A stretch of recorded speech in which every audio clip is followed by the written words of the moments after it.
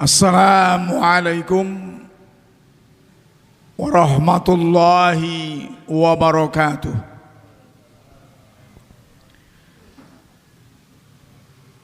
Innal hamdalillah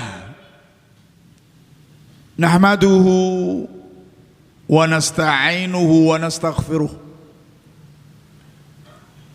wa na'udzu billahi min syururi anfusina wa min sayyiati a'malina may yahdihillah fala mudhillalah wa may yudlil fala hadiyalah. Asyhadu an la ilaha illallah wahdahu la syarikalah wa asyhadu anna Muhammadan abduhu wa rasuluh. Allahumma salli ala Muhammad wa ala alihi wa ashabihi ajma'in. Amma ba'd. Bapak-bapak, ibu-ibu dan saudara-saudara sekalian rahimakumullah, marilah kita selalu bersyukur kepada Allah Subhanahu wa Ta'ala atas berbagai nikmat yang diberikan Allah kepada kita semuanya. Allah tiada henti-hentinya memberikan nikmat kepada kita semuanya. Salawat dan salam semoga terus tercurahkan kepada Nabi kita Muhammad sallallahu alaihi wasallam, keluarganya, para sahabatnya dan umatnya yang setia mengikuti sunnah-sunnahnya.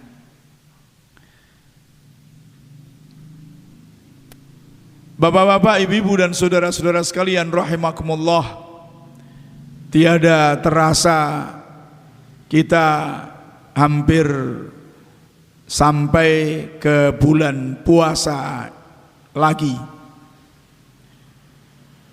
Bulan yang dirindukan oleh setiap muslim.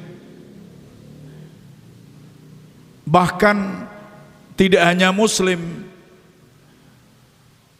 orang non muslim pun yang para pedagang merindukan datangnya bulan puasa.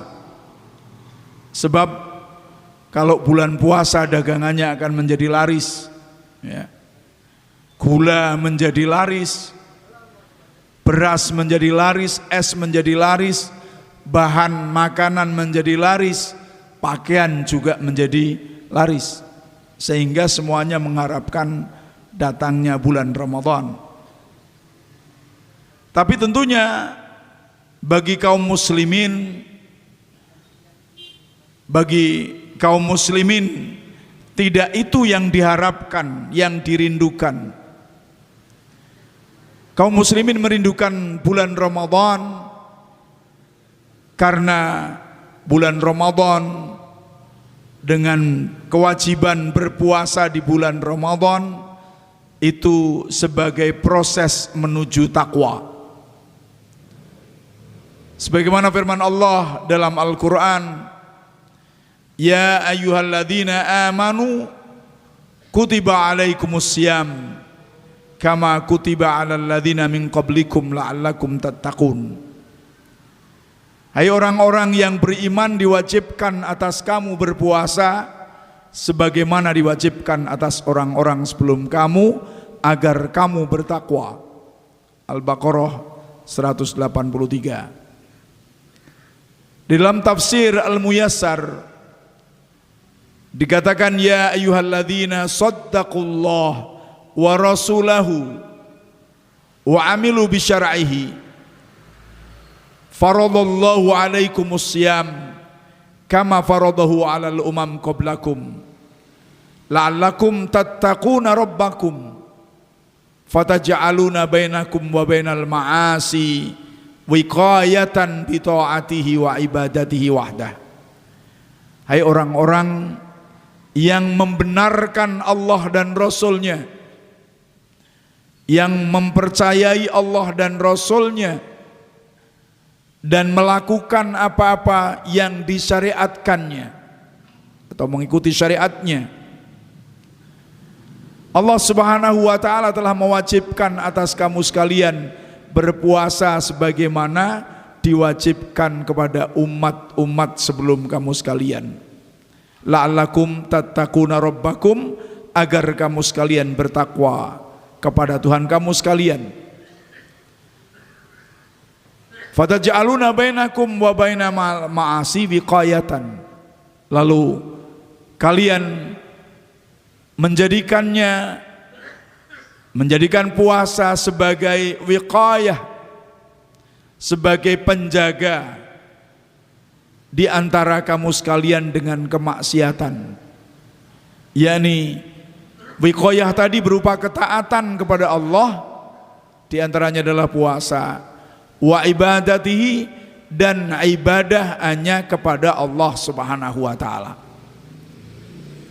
Kalau kita melihat tafsir Al-Muyassar dibandingkan dengan tafsir Ibnu Katsir, maka saya menyimpulkan tafsir Al-Muyassar ini meringkas dari tafsir Ibnu Katsir, sehingga hampir yang dikatakan Ibnu Katsir dalam tafsirnya ya seperti itu. Hanya saja dalam tafsir Ibnu Katsir itu disertakan ayat-ayat Al-Quran yang lain yang berkait dengan ketakwaan, dan juga disertakan hadis-hadis Rasulullah Sallallahu Alaihi Wasallam. Tapi intinya adalah itu. Kemudian jaminan bagi orang yang bertakwa tidak hanya surga saja, akan tetapi mereka juga akan diberi kemudahan-kemudahan dikala hidup di dunia dan juga di akhiratnya nanti otomatis. Di antara kemudahan-kemudahan itu adalah pertama, takwa merupakan jalan keluar dari semua masalah. Di sini termasuk masalah rizki, termasuk persoalan-persoalan yang kita hadapi. Tentunya manusia itu penuh dengan segudang masalah, persoalan. Tidak ada manusia yang tidak mempunyai persoalan, tidak mempunyai masalah sama sekali, enggak ada. Karena memang diciptakan oleh Allah untuk ujian. Allah berfirman, "Alladzi khalaqal mauta wal hayata liyabluwakum ayyukum ahsanu amala." Allah yang telah menciptakan kematian dan di kehidupan untuk menguji kamu sekalian, untuk diketahui siapa di antara kalian yang paling baik amalnya. Juga dalam ayat lain, wa nabluhum bil khairi wasyarri fitnah wa ilaina turja'un. Kami menguji kamu mereka dengan kebaikan dan ketidakbaikan dan kejahatan, ketidaknyamanan dengan sehat, sakit, sugih, miskin, pinter, bodoh, ya, pejabat, rakyat, itu semuanya adalah ujian dari Allah Subhanahu wa taala. Dan hanya kepada Allah lah kembalinya. Berarti tidak ada orang yang tidak mempunyai masalah. Karena itu Allah Subhanahu wa taala menjadikan takwa sebagai jalan keluarnya. Wa may yattaqillah yaj'al lahu makhraja. Barang siapa yang bertakwa kepada Allah, Allah akan mengadakan jalan keluar baginya. Jalan keluar dari persoalannya. Wa yarzuqhu min haitsu la yahtasib, dan memberikan rizki dari arah yang tidak disangka-sangka. Dengan bertakwa kepada Allah Subhanahu wa taala, Allah memberikan jalan keluar dari kesempitan rizki, akhirnya mendapatkan jalan rizki itu. Wa may yatawakkal 'ala Allah fahuwa hasbuh, Dan barang siapa yang bertawakal kepada Allah, Allah akan mencukupi keperluannya. Innallaha balighu amrihi qad ja'alallahu likulli syai'in qadra. Sesungguhnya Allah melaksanakan urusan yang dikehendakinya. Sesungguhnya Allah telah mengadakan ketentuan bagi tiap-tiap sesuatu. Sedangkan pada akhir surah At-Talaq ayat 4, wa may yattaqillah yaj'al lahu min amrihi yusra. Dan barang siapa yang bertakwa kepada Allah, niscaya Allah akan menjadikan baginya kemudahan dalam urusannya. Tentunya Allah tidak akan menyalahi janjinya. Innallaha la yukhliful mi'ad.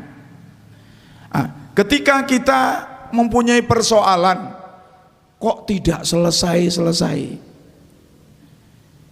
masih menjadikan kita susah gundah, masih menjadikan kita gegana. Apa gegana ini Pak? Pak Ali? Gegana itu gelisah, ya, galau dan merana, kata Pak Ali, ya. Rohahu Ali Sidki. Jadi gelisah, galau dan merana. Padahal katanya sudah bertakwa. Berarti kita belum bertakwa dengan yang sebenar-benarnya takwa kepada Allah Subhanahu wa taala. Belum bertawakal dengan sebenar-benar tawakal kepada Allah Subhanahu wa taala. Sebab ini jaminan dari Allah di dalam ayatnya.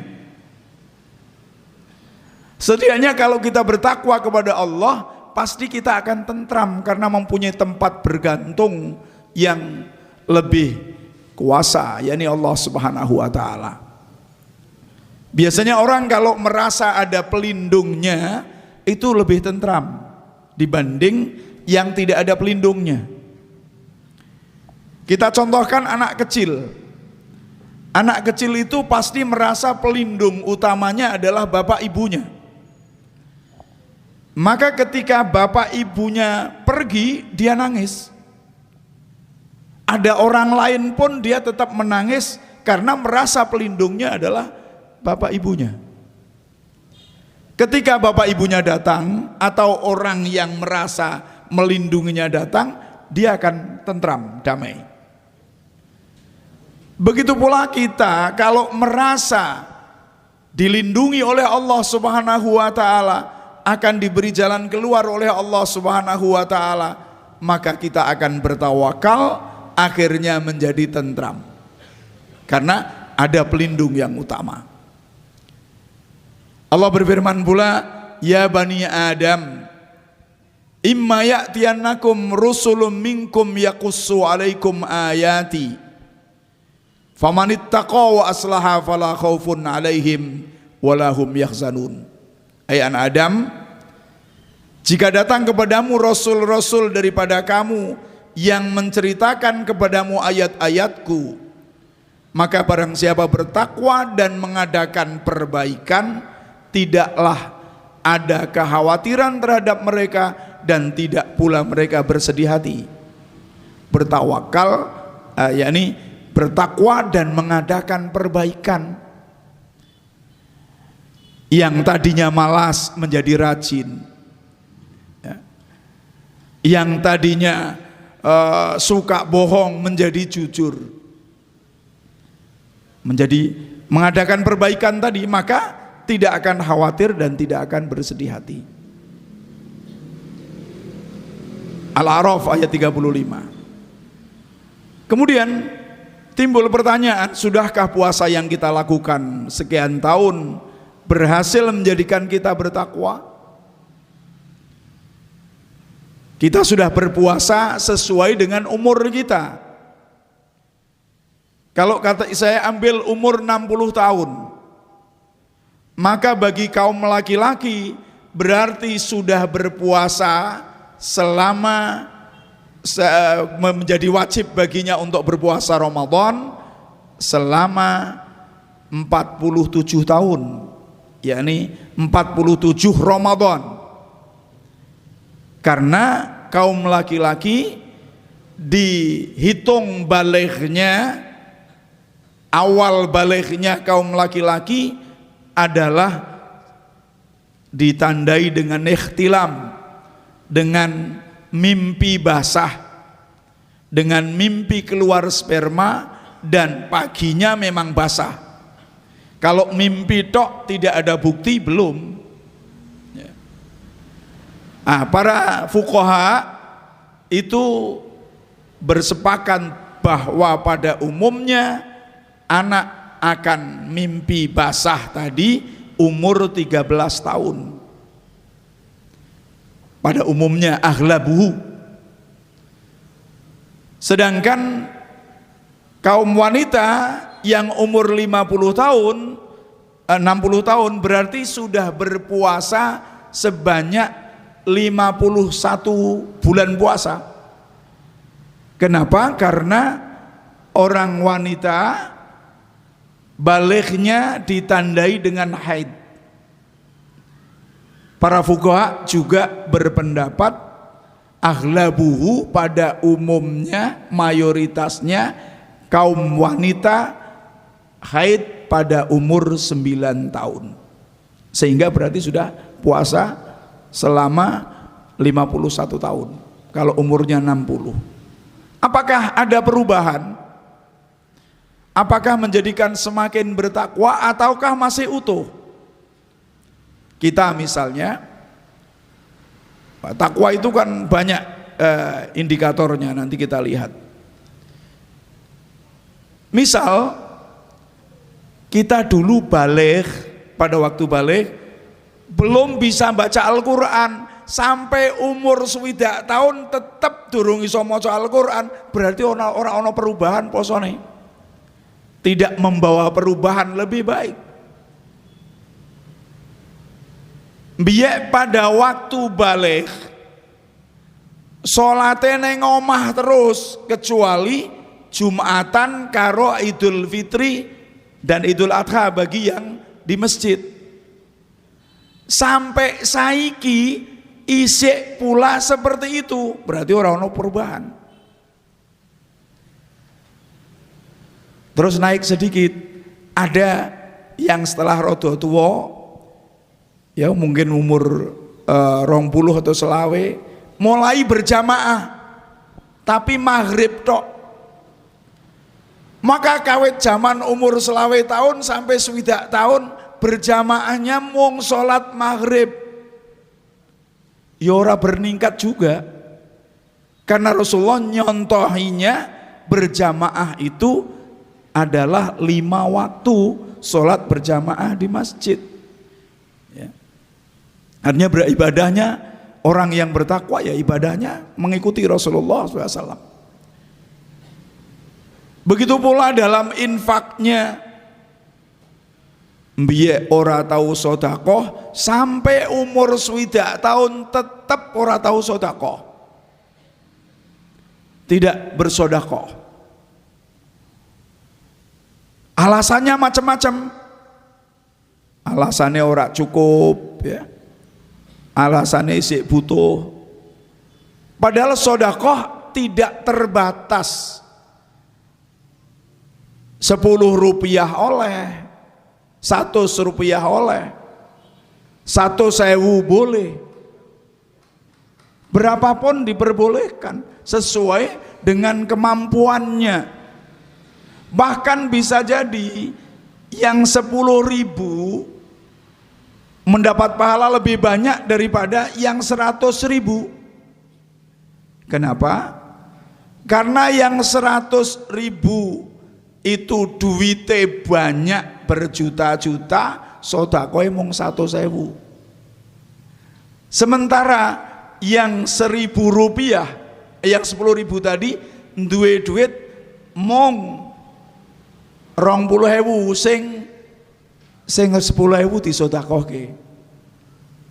Maka usahanya lebih berat yang 10.000 tadi. Ikhlasnya sama, tapi imannya lebih kuat yang separuh dibandingkan yang hanya sepersekian. mungkin 0,99 atau berapa, pokoknya sangat kecil sekali, 000, nah, maka kalau kita melihat peningkatan amal kita, baru kita tahu apakah kita ini termasuk yang meningkat keimanannya atau masih utuh. Lalu indikator orang bertakwa yang hasil puasanya baik adalah banyak sekali ketakwaan dalam akidah. Semakin hari akidahnya semakin kuat, semakin bersih dari perilaku syirik, ya. Semakin paham mana akidah yang benar, mana yang salah. Yang salah ditinggalkan, meskipun itu dicontohkan oleh nenek moyangnya, ya. Lalu ketakwaan dalam sikap dan perilaku, tawadhu, pemaaf, jujur, kasih sayang, sabar, dan bertawakal kepada Allah Subhanahu wa taala, dan lainnya tentunya sudah disebutkan dalam Al-Quran maupun hadis Rasulullah SAW. Ketakwaan dalam pola pergaulan, ketakwaan dalam berpakaian, ketakwaan dalam keluarga, yakni menjaga keluarga dari siksa api neraka sesuai dengan syariah Allah Subhanahu wa taala. Tidak terus berpikir enaknya, tapi kebenarannya yang dipikir. Dan baik itu suami maupun istri. Sering dalam orang Jawa itu ada yang mengatakan istri kui manut suami, nunut suami. Surga neraka katut, surga nunut, ya. Neraka katut, surga nunut. Itu adalah kata-kata yang tidak benar. Dalam hal surga dan neraka itu masing-masing sesuai dengan amalnya. Suaminya masuk neraka, istrinya masuk surga, bisa jadi. Istrinya masuk neraka, suaminya masuk surga, juga bisa jadi.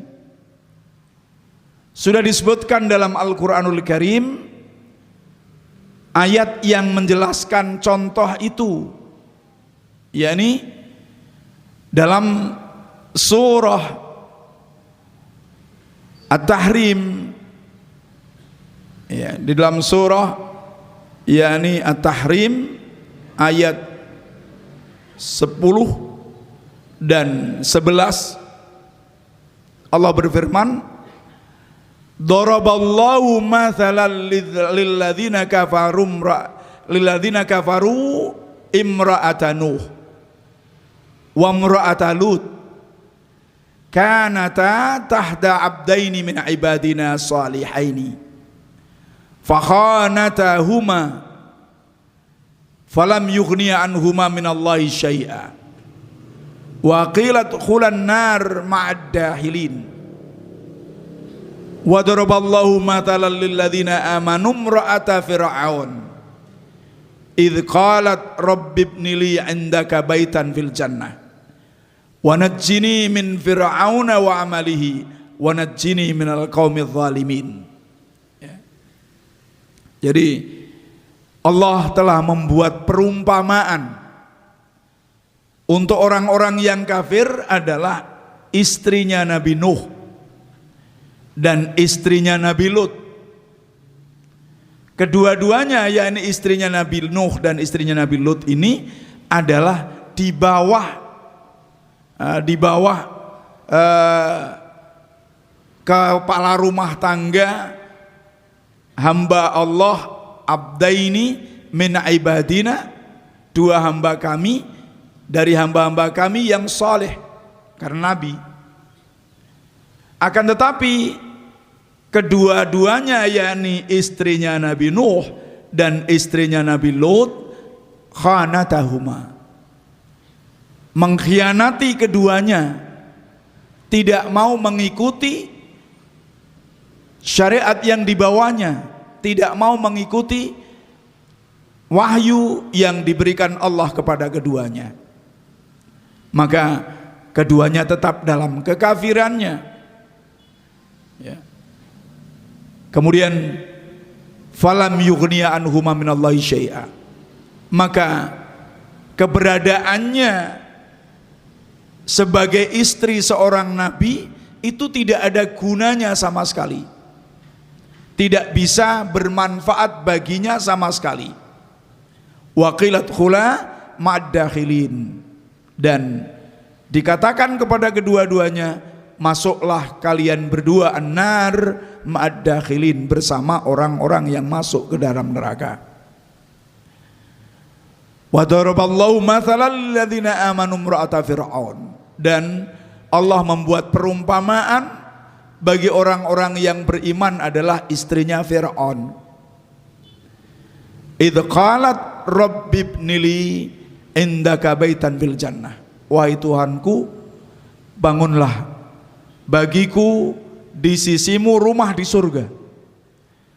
Wa najjini min fir'auna wa amalihi, dan selamatkanlah aku dari Fir'aun dan perbuatannya.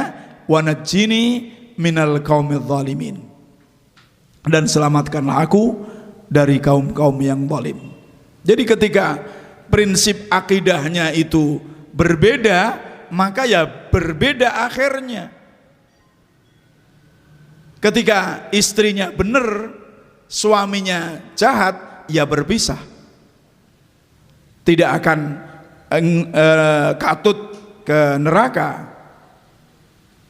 Berpisah ya suaminya di neraka, istrinya di surga. Sebaliknya, kalau suaminya yang baik, istrinya yang kafir, ya berpisah pula, sesuai dengan yang dicontohkan oleh Allah Subhanahu wa taala dalam surah At-Tahrim ayat 10 dan 11 ini.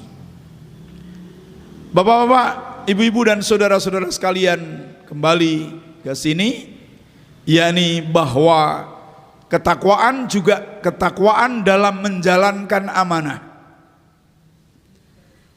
Ketakwaan dalam memilih pekerjaan, memilih profesi. Jangan sampai memilih profesi yang haram, meskipun yang haram itu menarik. Seperti ayat dalam surah Al-Maidah ayat 100 yang pada kajian beberapa hari yang lalu sudah saya sampaikan. Qul la yastawil khabis wat thayyib walau a'jabaka kasratul habis. Katakanlah wahai Muhammad, tidak sama antara yang buruk dan yang baik, meskipun kebanyakan yang buruk itu menarik hati, menarik, ya, yang buruk itu menarik, orang senang untuk melakukannya. Innama yatadzakkaru ulul albab, sesungguhnya yang bisa mengambil pelajaran, yang bisa membedakan antara al-khabis wa thayyib adalah orang-orang yang mempunyai akal yang sehat. Begitu pula dalam memilih profesi pekerjaan, tidak hanya sekedar mendapatkan bayaran yang banyak sementara tidak dipertimbangkan halal dan haramnya. Begitu pula ketakwaan dalam amar ma'ruf nahi mungkar. Ini gampangnya indikator orang yang bertakwa ya masih banyak lagi. Karena apa? Karena yang namanya takwa definisinya adalah imtithalu awamirillah wajtinabu nawahihi, melaksanakan perintah-perintah Allah dan menjauhi larangan-larangannya. Tentunya perintah Allah dan larangan Allah di dalam segala kehidupan yang kita alami. Dalam jual beli ya harus bertakwa misalnya. Lalu kemudian tadi dalam tema yang saya sampaikan, puasa Ramadan merupakan proses. Maka bisa kita anggap puasa Ramadan itu sebuah perjalanan. Perjalanan ini menuju ketakwaan, yakni menuju agar jadi muttaqin, menjadi orang yang bertakwa. Maka yang namanya perjalanan butuh persiapan. Ada peribahasa Arab mengatakan, man arada bu'das safari fasta'adda. Man arafa bu'das safari fasta'adda. Barang siapa yang mengetahui jauhnya perjalanan, maka supaya bersiap-siap. Kalau kita tahu bahwa puasa itu betul-betul untuk menuju muttaqin, sebuah perjalanan untuk menuju muttaqin, menuju ketakwaan agar menjadi muttaqin, maka kita pun juga butuh persiapan. Baik ketika sebelum berangkat maupun sesudah berangkat melangkah. Apa persiapannya? Yani yang pertama iman yang kuat. Ya, iman yang kuat tidak perlu kita bahas karena iman ya sudah ngerti. Kemudian ambisi untuk mendapatkan berbagai keistimewaan ibadah puasa. Karena biasanya orang yang ambisi bisa melakukan apa saja yang berat. Contohnya orang ambisi menjadi wali kota, maka bayar miliaran gelem. Ya. Padahal kita taruh misalnya orang jadi wali kota entek duit 10 miliar. Lah nek sak wulan kui bayarane 100 juta misalnya, padahal orang mungkin 100 juta. Nek 100 juta bae pas-pasan tok. Ora mangan. Kan rugi. Kuwi nek enteke 10 miliar, malah kurang deh, 10 miliar kok. Dengan sedangkan masa menjadi wali kota hanya 5 tahun. Kenapa kok mau? Karena ambisi. Ya. Ambisi, mau membayar sekian banyaknya. Lalu ambisi ini kayak ambisi muttaqin, menjadi orang yang bertakwa, ambisinya surga, maka mau membayar surga dengan mahal.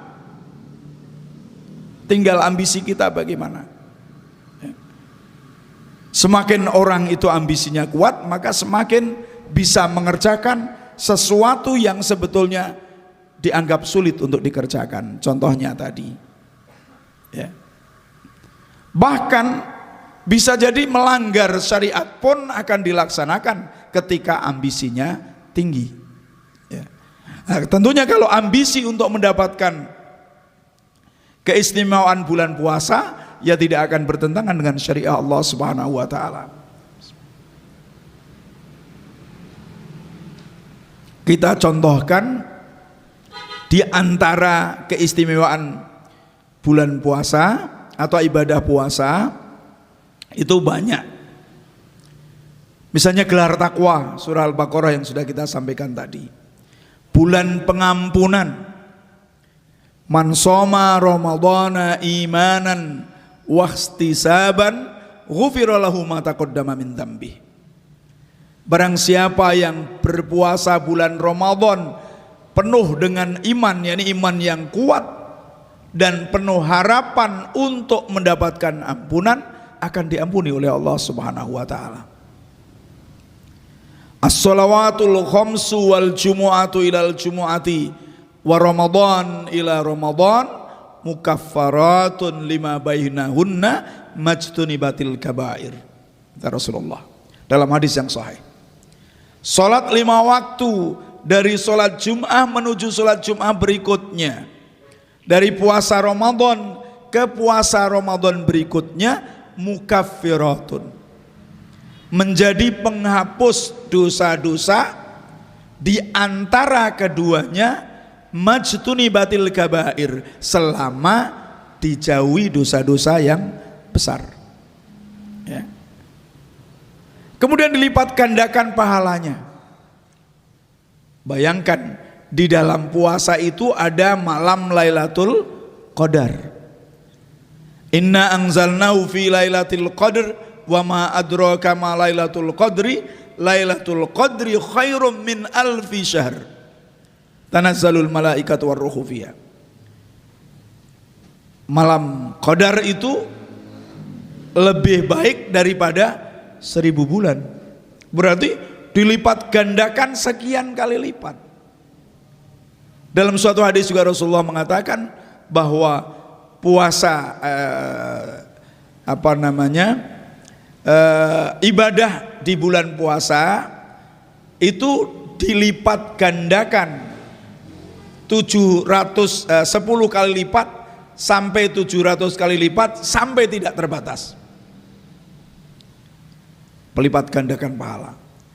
Dan Rasulullah juga mengatakan dalam hadis qudsi bahwa Allah mengatakan kullu amal ibni adam lahu illa asyam illa saum. Amalan anak Adam itu miliknya kecuali puasa. Fa innahu li, sesungguhnya puasa milikku. Hambaku melakukan apa-apa karena taat kepadaku, maka aku akan memberikan pahala yang tanpa batas. Ana ajzi bihi. Ya. Juga pintu surga dibuka, pintu neraka ditutup. Ada hadis Rasulullah. Artinya karena amal soleh dibuka, otomatis pintu surga terbuka. Karena dilipat gandakan pahala orang lalu melakukan, maka pintu surga dibuka. Kalau pintu surga dibuka, otomatis pintu neraka tertutup karena amal-amal jahat tidak dilakukan. Artinya yang membuka dan menutup ya kita sendiri, ya, ini sesuai dengan amalan-amalan kita. Ya. Kemudian ibadah yang istimewa tadi langsung kata Rasulullah itu fa innahu li. Karena dicintai Allah, doa dikabulkan. Yani dalam suatu hadis Rasulullah mengatakan ada 3 doa yang tidak akan ditolak. Di antaranya adalah as-shaimu hatta yuftira. Orang yang berpuasa sampai dia berbuka. Lalu juga malam Lailatul Qadar sudah kita sampaikan, masuk surga melalui pintu khusus, yakni pintu Ar-Rayyan. Dan masih banyak keistimewaan yang lain. Jadi supaya kita cinta, supaya kita bersungguh-sungguh, di antaranya kita menginginkan untuk mendapatkan itu. Lapo kuwi ora ngurangi keikhlasan. Tidak, wong ini diperintahkan oleh Allah Subhanahu wa taala. Tidak mengurangi. Karena memohonnya hanya kepada Allah Subhanahu wa taala. Dan Allah menyuruh kita memohon. Tidak mengurangi keikhlasan. Mengurangi keikhlasan itu kalau kita riya kepada manusia. Kalau minta pada Allah, Allah memerintahkan kita untuk meminta. Rasulullah juga mencontohkan minta kepada Allah Subhanahu wa taala. Ya. Jadi tidak mengurangi keikhlasan.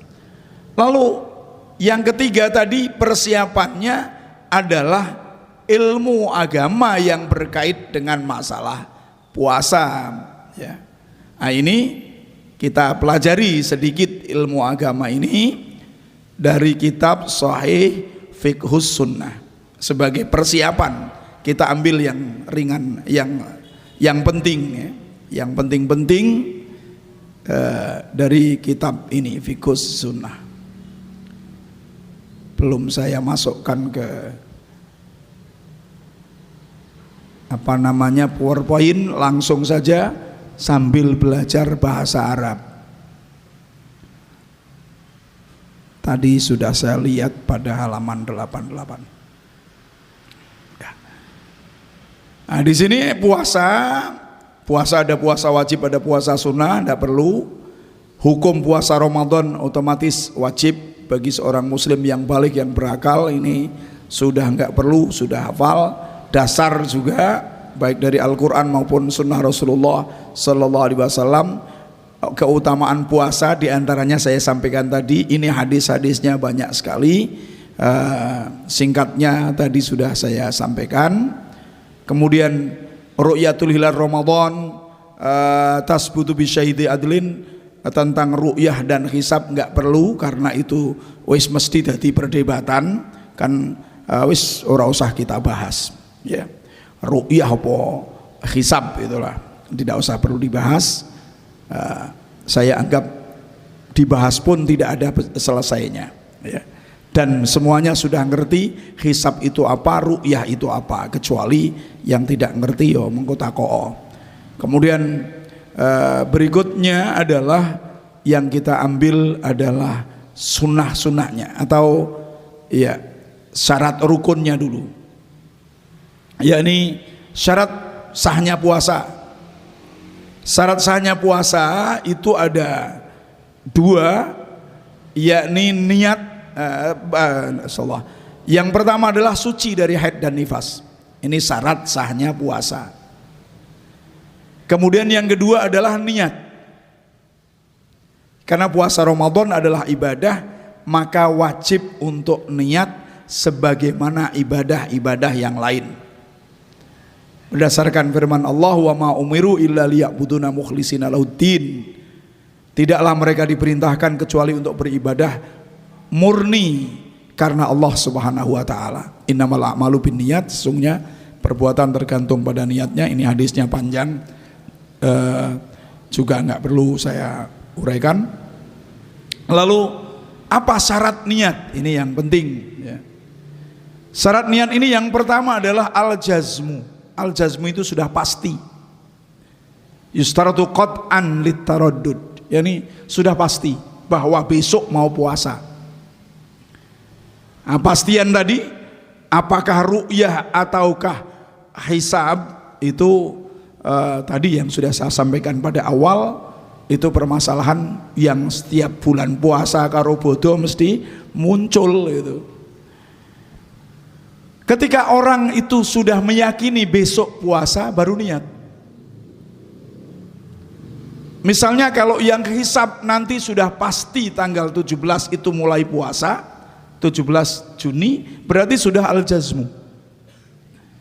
Tapi kalau yang berdasarkan ru'yatul hilal, ya nunggu pengumuman dari sidang isbat. Ketika sidang isbat menyatakan tadi hilal 1 Ramadan terlihat, yaitu sudah al-jazmu, ngesok poso. Kalau belum ada pengumuman dari sidang isbat, ya namanya belum al-jazmu. Kemudian yang kedua ta'yin, menentukan poso niki poso apa gitu. Poso wajib atau poso sunnah. Ketentuannya global, wajib atau sunnah. Ora usah dirinci poso Ramadan tahun iki wajib karena Allah Subhanahu wa taala.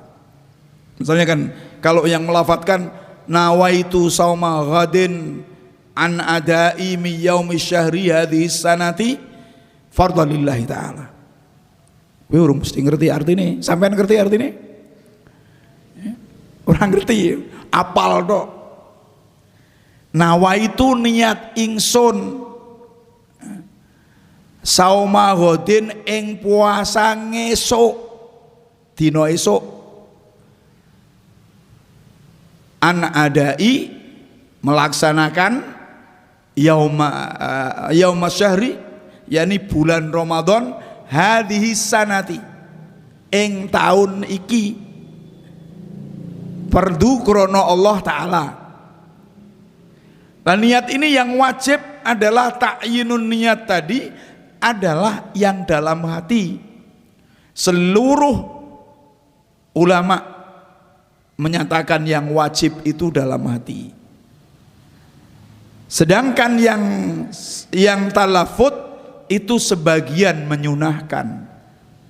Maka ketika mengucapkan nawaitu sauma ghadin an adai mi yaum syahri Ramadhana hadis sanati lillahi ta'ala tapi atine ora kerentek, berarti yo ora bener, karena yang wajib adalah yang dalam hati ya. Sedangkan talafut hukumnya sunnah bagi sebagian imam madhab ya.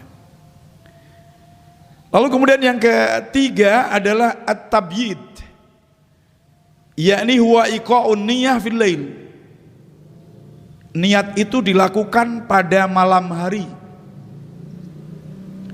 Malam hari itu adalah antara tenggelam matahari sampai terbit fajar as-shadiq.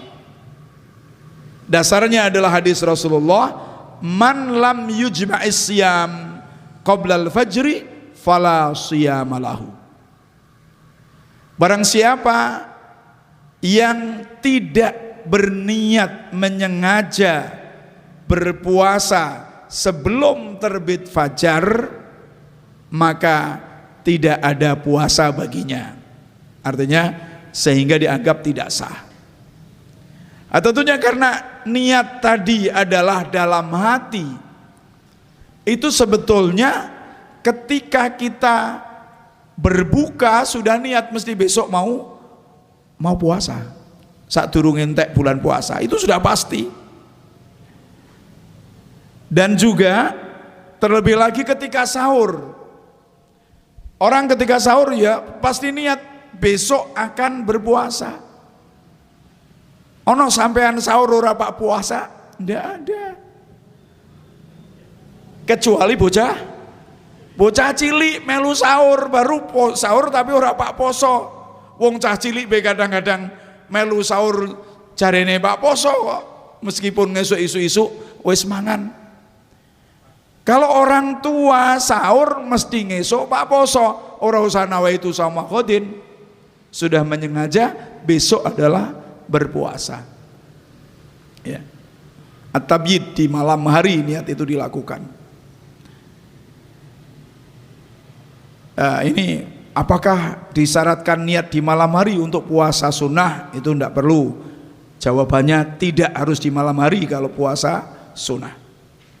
Lalu kemudian juga termasuk niat ini syaratnya tajdidun niyah likulli lailatin min Ramadan. Wajib untuk memperbarui niat setiap malam dari bulan Ramadan. Jadi kalau dengan kata-kata ini otomatis sudah akan mengatakan berarti nek di jamak awal yo ora kena kan gitu. Karena dikatakan harus memperbarui setiap malam. Memang ada dua pendapat. Qultu fal awal arjah li umumil hadis. Ini bahwa yang setiap malam itu lebih kuat dibandingkan dengan yang mengatakan boleh dijamak pada awal bulan ya. Ya lebih baik kita mengikuti yang lebih kuat. Wong orang gendong ora saya kok. Dalam hati berpikiran ngesok pak poso tuh. Waktunya juga panjang dari maghrib sampai subuh ya. Itu tentang niat. Kemudian rukun puasa hanya satu, yakni menahan diri dari segala yang membatalkan puasa sejak terbit fajar sampai terbenam matahari. Ini hanya satu, berdasarkan surah Al-Baqarah 187. Nah, sunnahnya puasa yang pertama adalah makan sahur. Itu sunnah. Hadis-hadisnya banyak ini. Nyingkat waktu hadisnya nggak usah dibaca. Mengakhirkan sahur. Akhir itu bagaimana? Akhir itu berdasarkan hadis yang diriwayatkan oleh Bukhari dan Muslim dalam kitab sahihnya, itu diriwayatkan dari sahabat Anas dari Zaid bin Sabit. Dia berkata, tasaharna ma'an Nabi sallallahu alaihi wasallam summa qama ila salat. Nabi SAW kami bersahur bersama Rasulullah SAW, kemudian beliau sholat, maksudnya adalah mengangkat sholat subuh. Qultu, saya bertanya, kam bainal adzan was sahur, berapa lamanya antara adzan dan sahur yang ideal wahai Rasulullah?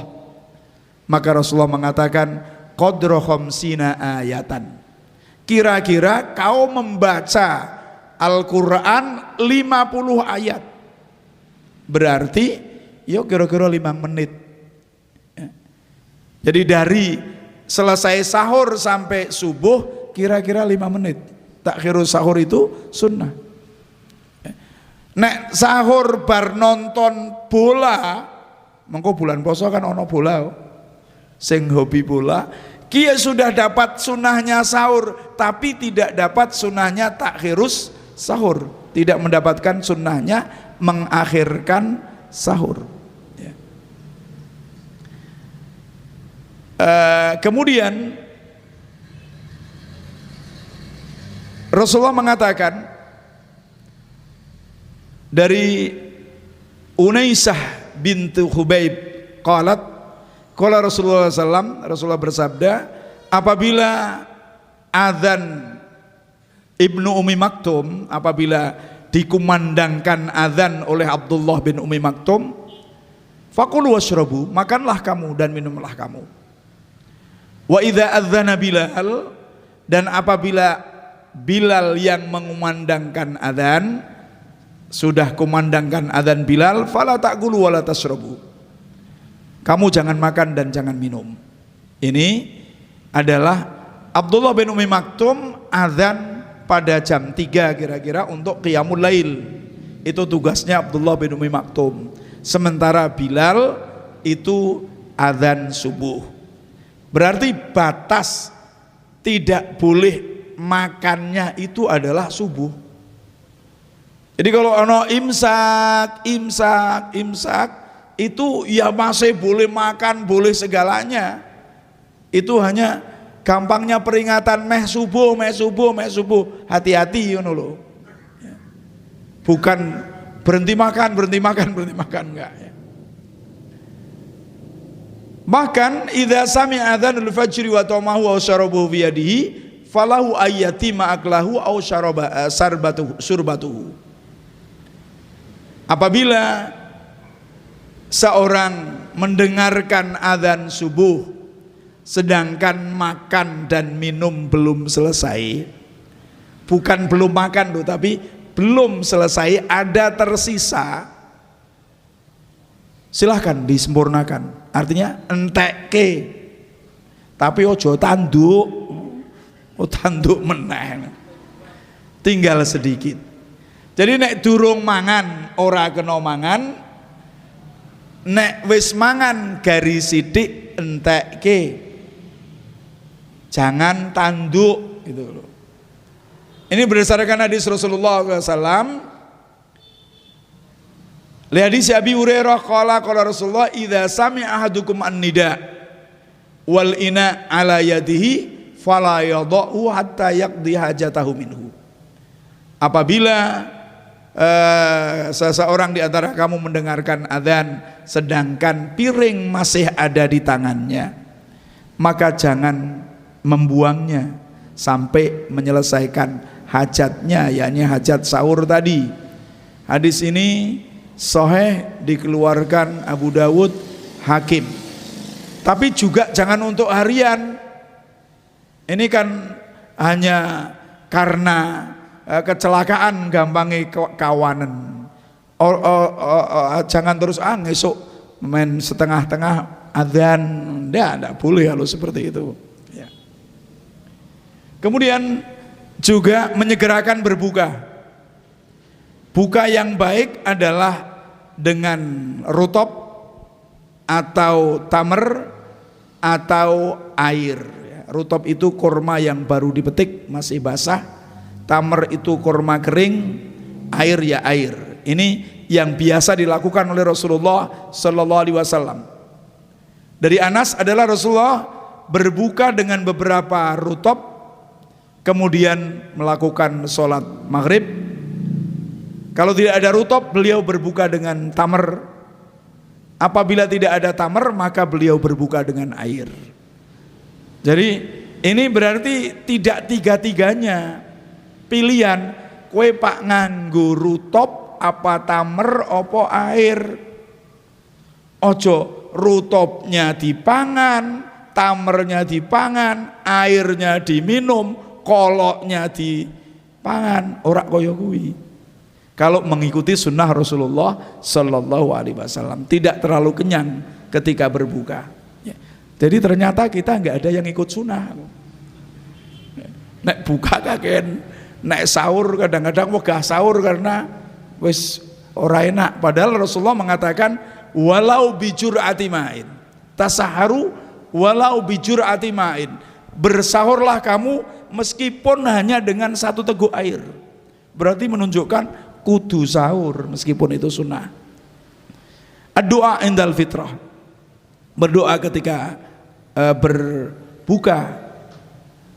Doanya kalau yang sudah hafal, doa Allahumma laka sumtu wa bika amantu wa ala rizkika aftartu dhahabad dhama'u wabtallatil aruq wa sabatal ajru insyaallah. Doa. Tapi kalau di dalam hadis Ibnu Umar ini mengatakan adalah Rasulullah apabila berbuka mengatakan dhahabat dhama'u wabtallatil aruq wasabatal ajru insyaallah. Ini yang dilakukan oleh Rasulullah SAW. Maka yang Allahumma laka sumtu, ya kita tidak usah mengatakan salah apa benar, tapi sebaiknya ditinggalkan. Kenapa?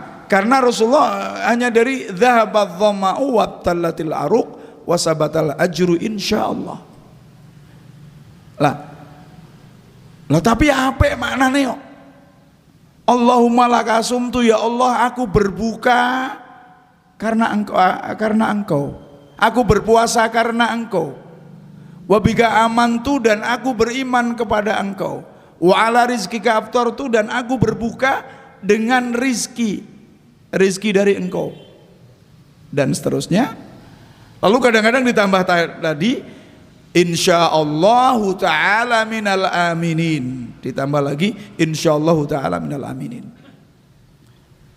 Baik, artinya baik, enggak salah artinya. Tapi kalau Rasulullah tidak mencontohkan, itu ya sudah enggak usah diada-ada. Karena memang yang namanya bid'ah itu baik kadang-kadang, sehingga Abdullah bin Umar mengatakan al bid'atu dolalah wa in ra'ahun nas hasanan. Bid'ah itu dolalah meskipun orang memandangnya baik. Jadi seperti itu. Lalu kemudian ya termasuk sunnahnya adalah menjadi orang yang dermawan, membaca Al-Quran, mempelajari Al-Quran. Termasuk sunnahnya adalah meninggalkan segala perbuatan yang akan menghilangkan pahala puasa, termasuk maksiat baik yang zahir maupun yang batin. Menjaga lisan dari bersendagurau, menjaga lisan dari perbuatan perkataan yang lahun, yang tidak ada gunanya, dari kedustaan, dari ghibah, ya, gunjing, namimah, mengadu domba, kata-kata yang keji, kata-kata yang kasar, permusuhan, dan pertengkaran. Ini tidak membatalkan puasa, akan tetapi meniadakan pahala puasa. Jadi misalnya orang berpuasa lalu dia dusta, puasane ora batal, tapi pahalane sing ora ono, ya, kan kerugian besar. Rasulullah mengatakan man lam yada' qaula zur wal amala bihi falaisa lillahi hajatun fi ayyada atau amahu wa syarabahu. Barang siapa yang tidak meninggalkan perkataan palsu, dusta dan perbuatan dosa, falaisallah, maka Allah tidak butuh dia meninggalkan makanannya dan minumannya. Masih banyak hadis lagi. Sampai sehingga ketika ada orang mencaci maki pun disuruh menjawab dengan kata-kata inni shaim, sesungguhnya saya sedang puasa. Tidak ada orang mencaci maki terus dibalas caci maki, tidak, tapi sabar menghadapinya, mengatakan saya sedang berpuasa. Ada penting juga, yakni yang membatalkan puasa. Yang membatalkan puasa itu ada dua macam. Yang membatalkan dan mewajibkan qadha dan dosa. Yang pertama adalah makan dan minum. Yang kedua makan dan minum sengaja. Dzakiron li saumihi, ingat bahwa sedang berpuasa tapi tetap makan dan minum. Maka ini dikatakan batal dan wajib mengodoknya, otomatis berdosa. Sedangkan kalau lupa itu tidak ada masalah, lanjutkan puasanya ketika ingat. Kemudian yang kedua yang membatalkan puasa adalah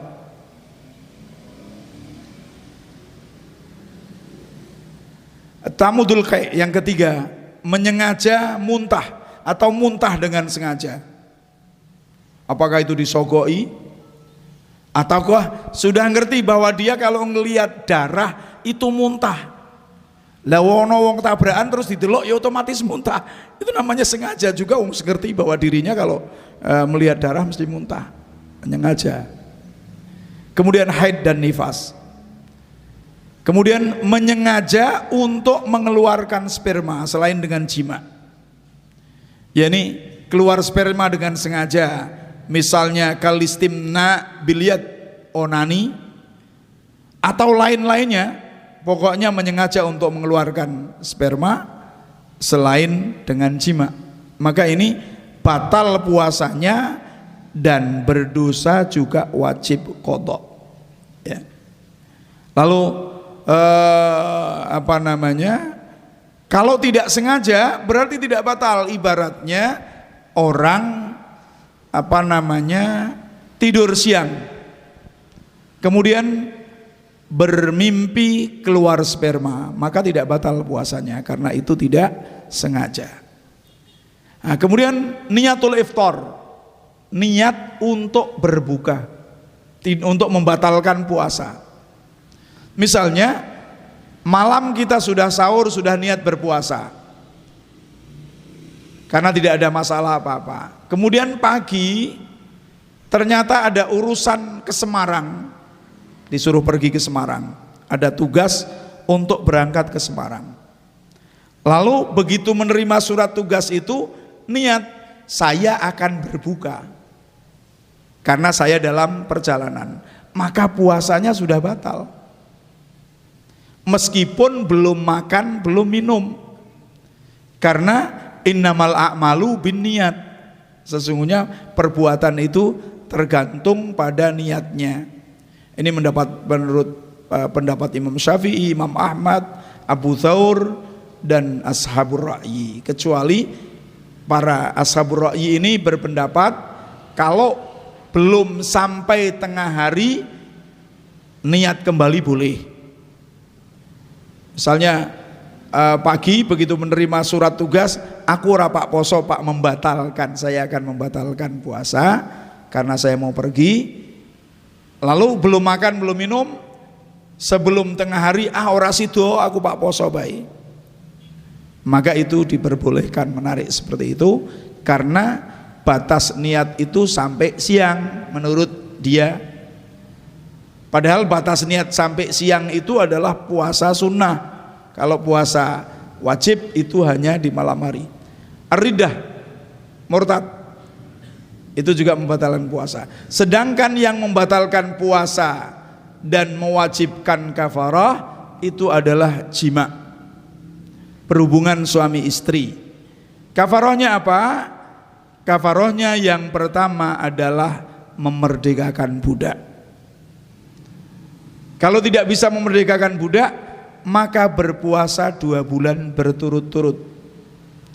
Kalau tidak bisa berpuasa 2 bulan berturut-turut, maka memberikan makan kepada 60 orang miskin.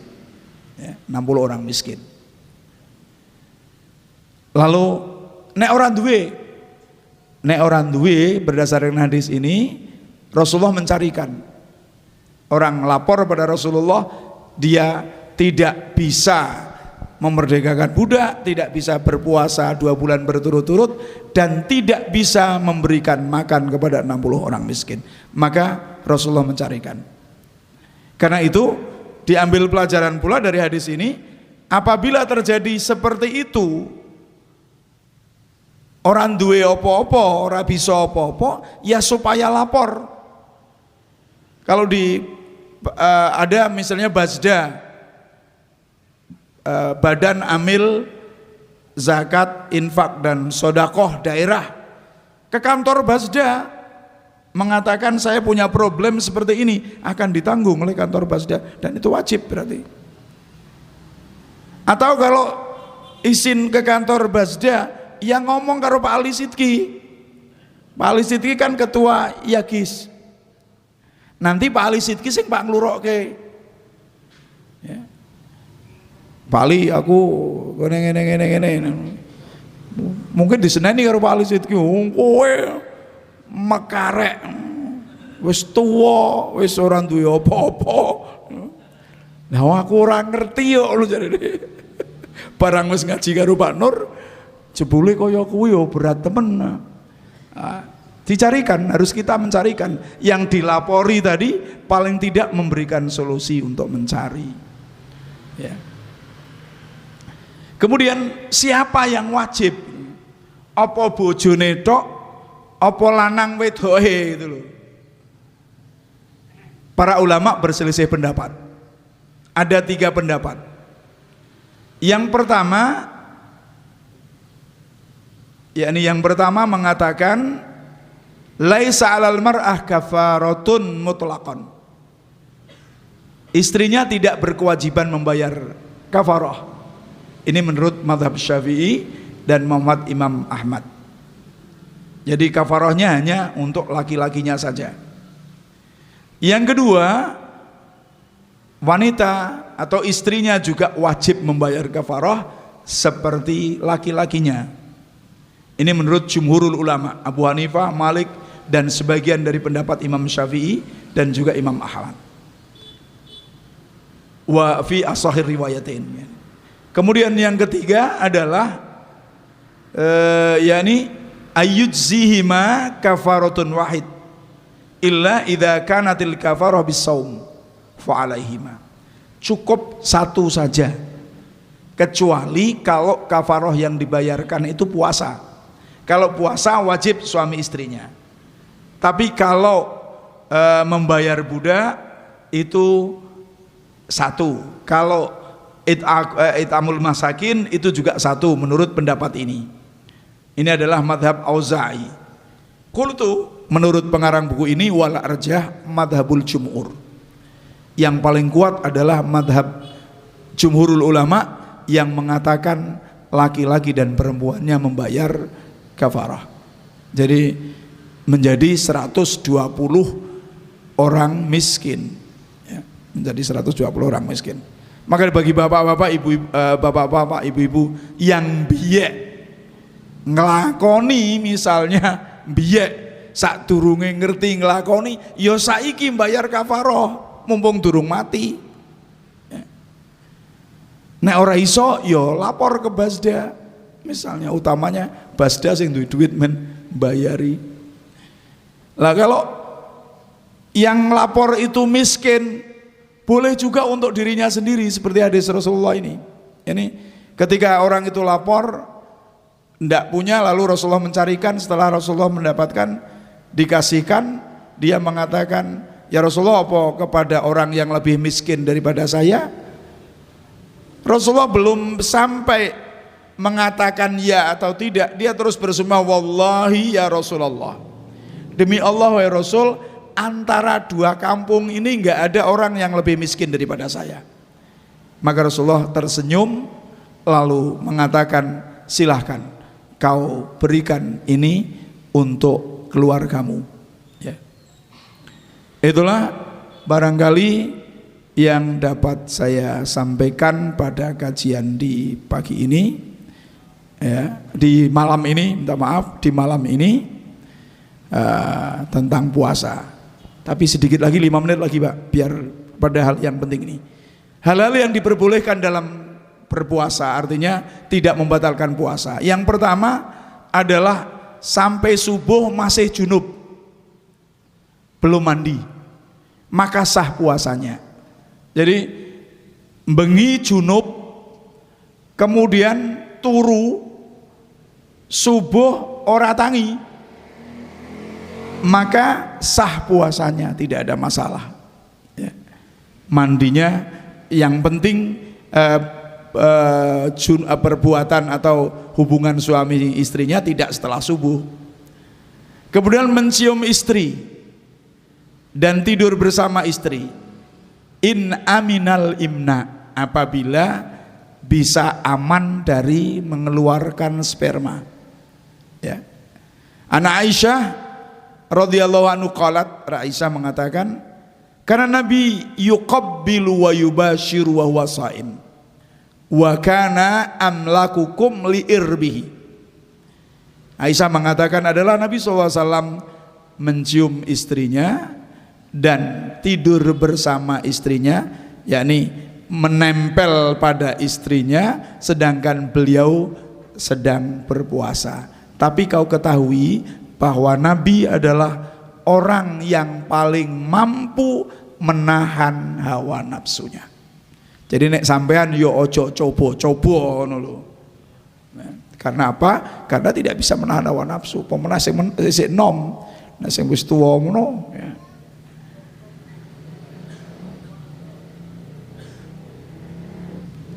Ini diperbolehkan. Kemudian ini banyak hadisnya menjelaskan hal tersebut. Kemudian yang ketiga adalah mandi dan mengucurkan air di kepala agar dingin, boleh saja. Misalnya kepalanya dikompres dengan es, sah-sah saja, tidak ada masalah, tidak membatalkan puasa. Tapi wong niate men ojo ngranggam, meskipun niatnya supaya tidak haus, ya, sah saja, karena nggak ada sesuatu yang masuk melalui kerongkongan. Berkumur, kemudian memasukkan air ke dalam hidung, kemudian tidak berlebih-lebihan, itu juga diperbolehkan. Kalau berlebih-lebihan itu hukumnya makruh. Kemudian juga mencicipi makanan karena diperlukan, asal jangan sampai masuk ke kerongkongan, itu juga diperbolehkan berdasarkan hadis Rasulullah SAW. Berbekam, kemudian donor darah, ya, bagi orang yang tidak khawatir akan lemah, akan sakit, itu diperbolehkan. Kemudian juga yakni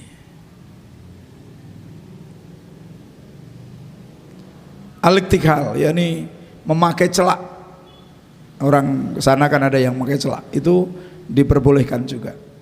Suntik juga boleh, selama suntiknya itu suntik penyakit, bukan suntik untuk mengenyangkan. Kalau suntik untuk mengenyangkan, untuk supaya betah poso nek bengi, boleh sebelum terbit fajar, ya. Itu. Kemudian juga siwak, bersiwak boleh, termasuk sikatan pakai odol juga boleh, selama jangan sampai masuk ke kerongkongan dan tidak berlebih-lebihan. Ini maka hal yajuzu istimalu makjunul asnan lis-shaim, bolehkah orang memakai odol bagi orang yang berpuasa? Jawabnya boleh. Kemudian juga ibtila'un nakhamah, menelan liur ketika atau menelan dahak ketika nggak bisa mengeluarkan, itu boleh saja, tidak membatalkan puasa. ibtila'u ma la yakhtarizu minhu mislu, yani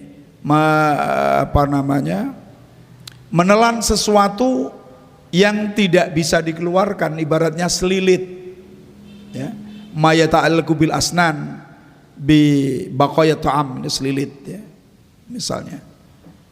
Tapi jangan menyengaja untuk berselilit nanti dimakan, itu enggak. Tentunya makan, minum, berhubungan suami istri kalau lupa itu juga tidak membatalkan wudu. Tapi ono wong berhubungan suami istri lupa gitu, angel. Seandainya ada ya tidak membatalkan puasa. Saya kira cukup sampai di sini apa yang saya sampaikan. Barangkali ada yang ditanyakan, saya persilakan. Monggo.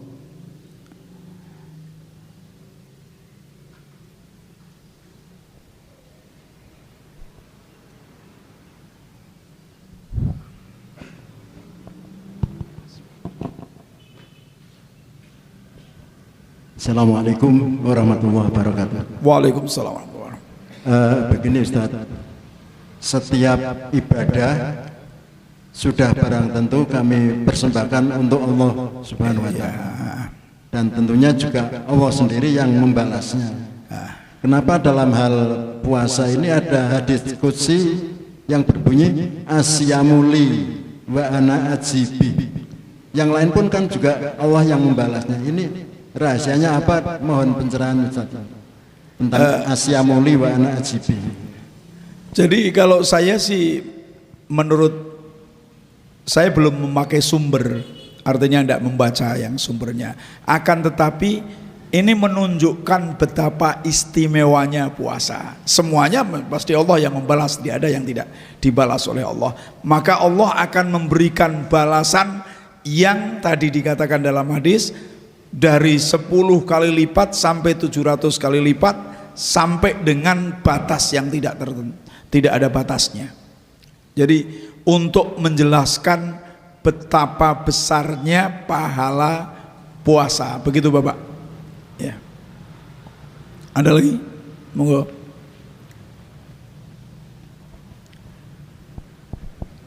Assalamualaikum warahmatullahi wabarakatuh. Waalaikumsalam. Mohon dijelaskan Ustaz, seandainya ada seorang yang menderita asmatis, yaitu penyakit asma, pada waktu puasa dia karena sesuatu hal ya, itu asmanya kambuh. Iya. Terus sekarang ini ada obat yang pakai semprot ke mulut. Lah itu karena keadaan terpaksa sekali saking seseknya, itu membatalkan apa tidak? Saya tadi sempat membaca fatwa puasa dari Syekh Al-Utsaimin, buku terjemah. Itu hal seperti itu, apakah itu semprot ataukah itu dihirup ya. Akan ada yang dihirup itu tadi, yang apa itu, yang obat asma yang dihirup, itu tidak membatalkan puasa. Tidak membatalkan puasa yang seperti itu. Jadi saya sempat baca tadi. Ada lagi? Monggo. Batas anak yatim. Gimana? Itu batas yang disebut ya. Ketentuan anak yatim itu sampai balik ya Ustaz ya. Betul. Jadi kalau sudah balik, sudah keluar sperma, itu tidak lagi disebut anak yatim ya. Itu sudah balik. Akan tetapi batas yatim itu asyuddah. Wabtalul yatama hatta idza balagun nikah. Fa in anastum rusdan fadfa'u ilaihim amwalahum. Wala ta'kuluha israfan wa bidaron ayyakbaru. Wa man kana ghaniyan falyasta'fif wa man kana fakiran falyakul bil ma'ruf. Jadi di sini anak yatim itu kapan batasnya? Batasnya nikah. Artinya bisa dibalik ke duitnya. Gampangnya kalau kita katakan terus wa in anastum rusdan sampai umur rusdu. Rusdu itu termasuk balik, sudah bertanggung jawab. Artinya anak itu sudah bisa bertanggung jawab pada dirinya sendiri, maka itu sudah tidak jadi yatim lagi.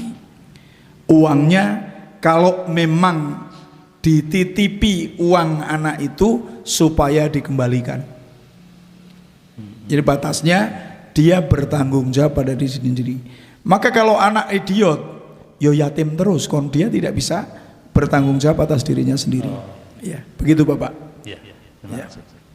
Lantas orang tua wajib memberi nafkah Kepada anak. Itu batasnya juga balik atau tidak terbatas itu? Wajibnya ini loh. Kalau sunahnya ya, Oh ya. sampai kapan saja memberi itu. Wajibnya adalah sampai anak itu bisa bertanggung jawab untuk dirinya sendiri. Jadi ketika anak itu misalnya umur normal ya, umur 17 tahun, sudah kerja, sudah bertanggung jawab pada diri sendiri, ini orang tua sudah selesai tanggung jawabnya. Kalau dia belum, masih dalam dunia pendidikan, berarti belum kerja, belum apa, ya orang tua wajib untuk memberikan pembiayaan pendidikan tadi. Begitu Bapak. Ya. Terima kasih. Ya. Jadi batasnya relatif. Apalagi kalau tadi idiot itu ya terus sampai tua tanggung jawab untuk tua, karena dia tidak bisa bertanggung jawab. Sebab ketika anggota keluarga itu tidak mampu, dan misalnya anak tidak mampu, bukan malas tapi tidak mampu karena pikirannya atau karena segalanya, sedang orang tuanya itu mampu, meskipun anak itu sudah berkeluarga, tetap saja orang tua wajib untuk memberikan nafkah pokok. Itu Bapak. Terima kasih. Ya. Ya, silakan.